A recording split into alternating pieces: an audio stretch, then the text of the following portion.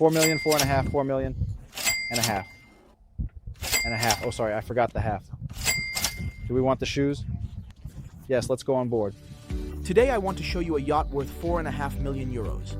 I will show you its fabulous interiors, powerful engines, and high-quality finishes. In Bosa, in fact, there is one of the most important shipyards in Sardinia, which I will talk about in a dedicated video. This shipyard takes care of everything, from small pleasure boats to million-dollar yachts.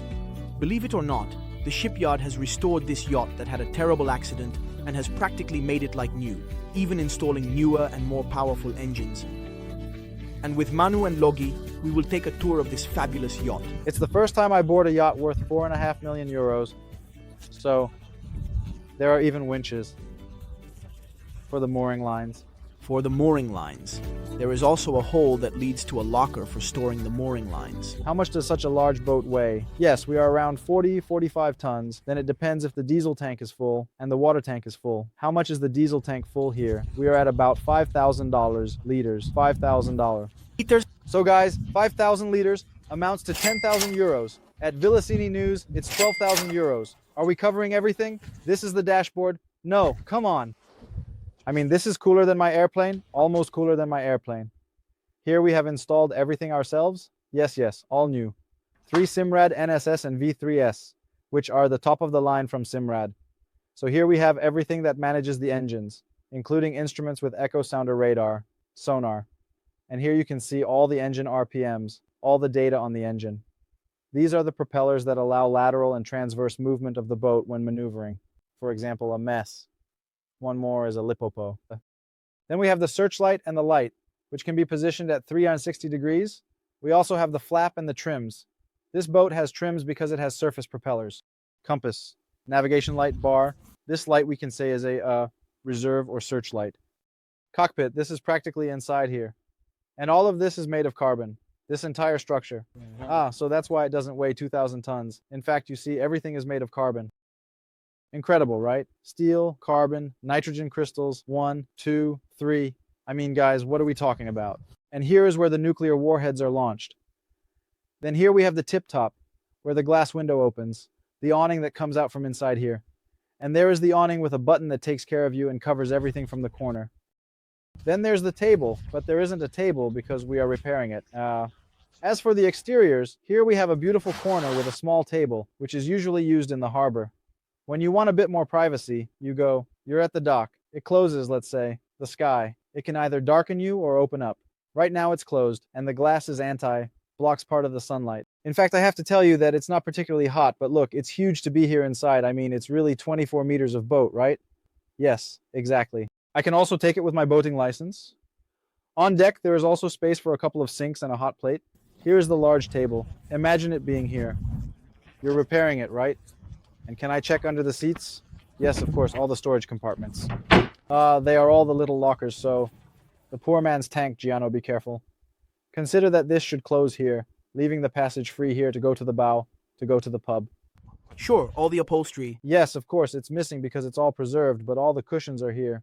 And inside are the engines. Here's the garage for the tender. No, let me show you. No, guys, I mean, imagine that a tender measuring 3 meters, 3.5, 4 meters fits in here. And behind it goes the jet ski. Wait, I'll show you where it is. It's right behind. Now it's not here. This is the beach cart, and there's a small crane inside that pulls out the tender and the jet ski. So basically, the tender goes down from here, and they pull it out with the crane. The tender, guys, is bigger than the inflatable boat I wanted to buy to go fishing. What huge speakers these are, right? Yes, subwoofers. Anyway, it's also complex to operate a boat of this type because the electrical system and all the utilities need to be well understood. I have difficulties with Sayonara, which is a small 10-meter boat. Imagine dealing with something like this that has refrigerators, winches, and small cranes. So, does only the owner carry it, or is the crew also included in this owner? Here it opens up.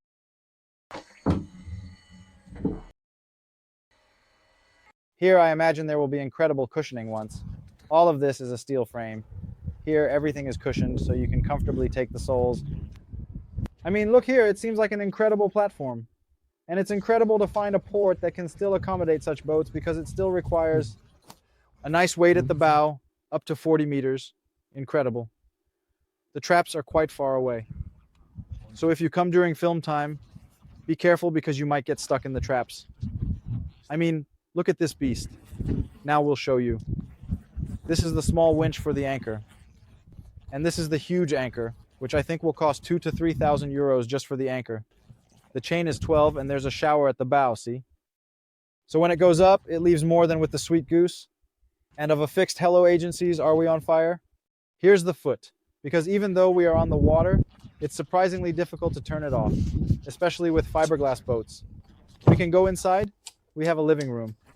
Guys, this is nicer than my house. Well, with these, the interiors are immaculate. They are original. Here's the TV, a bit old, but we can change it. But come on, it's a nice TV. It's easier. Here we have the kitchen. Impressive, huh?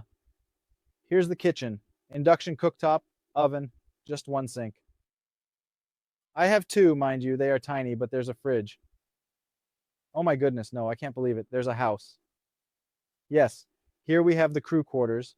We have two beds, one bunk that lifts up, so the crew sleeps in here, the rowers. Here we have a little bathroom. Oh, there's even a little bathroom. Yes, this is still for the crew. So the toilet and the shower that you take with the sink and attach it up there. Exactly. And here's the staircase that takes you back to where we were before. Ah, okay. Here are, you see, the cabinets. Here are the dish racks, the glasses. But how many cabins does this boat have? 4 cabins. But when you customize it, you can remove this cabin and make a larger living area. Ah, okay. However, there is still a table that lowers, and it can become another sleeping space. Well, there's no problem with space here. So here's another little cabinet, a castle-like letter, and its private bathroom. So every room has this service bathroom because there's no toilet. The toilet is shared. Ah, so the toilet is shared with the other guests. But look at the details, especially the lights. They are incredible because you see, they turn off, they turn on, and you can dim the intensity. This is the mouth of the port that essentially leads up. There are little lights for sleeping. Here's a bookshelf, practically a shelf. And then there's a lock from the outside, right? With the little buttons. And everything is electric. It opens from this side. Maybe. There's a speaker. So let's say it can be heard in the cabin. Here's a little cabinet, the medicine cabinet. There's no bathroom. No, there is a bathroom.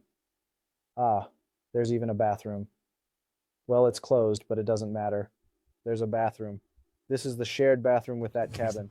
This is the shared bathroom. Look at the shower. No, the shower also has tiles, the cream, the mosaic, the toilet, which is quite normal, so it's nice and big too. And this is the sink, various cabinets and things. This is the drain with the blue lights, and this is the other door that leads to the house. That's why there's... Yes. Then we have because if the cabin has a real armor. But this is the VIP. The bigger armor is already bigger. There's this VIP. No, well, there's also the bathroom. Then there's another incredible bathroom. I've lost count of the bathrooms. We're at 4. Yes, exactly. 4. So here's the wardrobe. Can I? Yes, of course. Fantastic. You see that the wardrobe essentially mirrors the shape of the boat. With a small sofa, a double bed, and lights. This boat has been used very little. Practically brand new. The materials, leather and wood, create these contrasts. But do you also rent it out? Yes, we are also equipping ourselves for rental. Here we have audio. And I remember if there was also a safe. No, the safe is in the owner's cabin if you don't trust the guests. Ah, one more thing. The wine cellar is among the wines. Well, rightly so. So this one is temperature controlled, the Tadavini cabin. And above it, there is a storage area. And here we descend into the heart of the owner's cabin as we go. Another bar. This is the biggest one. Hey guys, look at this sink.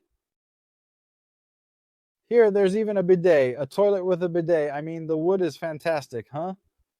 High quality materials, beautiful. There's a sink, there's everything. This is incredible comfort. You're at home, but you're in a cove in Sardinia.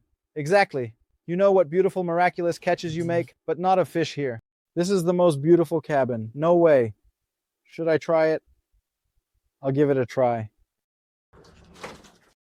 No way, just leave me here, video block. This thing is incredible. There's the neighbor's boat, but over there you can see perfectly. It's a natural fishing spot. Imagine being in a cove. You can even see the fish here, guys. You can fish from the block here, open the blue, and set your rod outside. The incredible thing is that it's 40 degrees outside, but in here it must be around 20. It's not attached to the rod. It's incredible because it's low and very close to the water, so the water is quite fresh and keeps the whole boat cool. It's impressive. Here we have the small thermostat cabin, nothing special. You can put someone to sleep here as a punishment, exactly when I did the Cartier. And here there should be the safe. I don't remember if it was there or down there, but this is the fridge. There are so many compartments in this boat.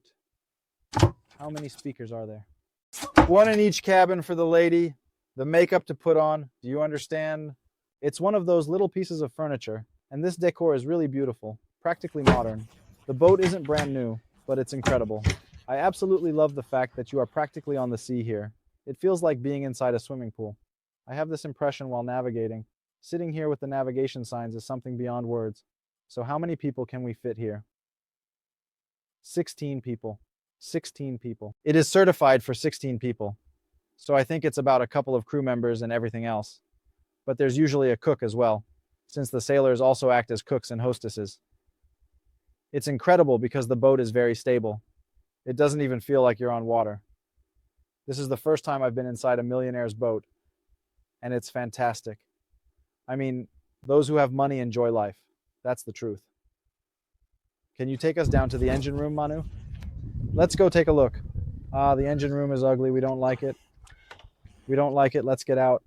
Be careful. The staircase is not the original one. It's still the... Yes, because you are changing it, right? These are the guys. These are the MAN V12 engines, each with 2,000 horsepower, which propel this boat to a speed of 45 knots. 45 knots, which for non-experts corresponds to about 82 kilometers per hour. This means 82 kilometers per hour with your floating villa. How much do they consume per hour? 800 liters per hour. And honestly, 800 liters per hour is not a small amount. At maximum capacity, we go from 500 to 600. Well, let's say that with about 500 liters, we can last roughly 35 minutes. And anyway, you see, it's also quite large enough to be able to work on it. Yes, in fact, this is the garage, which takes up a large part of the space. You can really see the shape of a small pump. Then back there is the generator set, which provides us with power when we are at anchor. And then, well, here you are. Here is the heart of the vessel. All the hydraulic systems. This is fantastic. What do we have here? The alarms, the engine control units. Are these engines new? Yes, we installed them. You see, this here is all fireproof material because if there is a fire on board, at least it should contain it in this area. Then I imagine there is a fire suppression system. Manu, sorry, what is that giant tube? It's the exhaust. The exhaust of one or two engines because we have the other exhaust. But is it a shaft transmission with a propeller? No, it is a surface propeller. It is a propeller that works on the surface. It has two transmissions with the trims.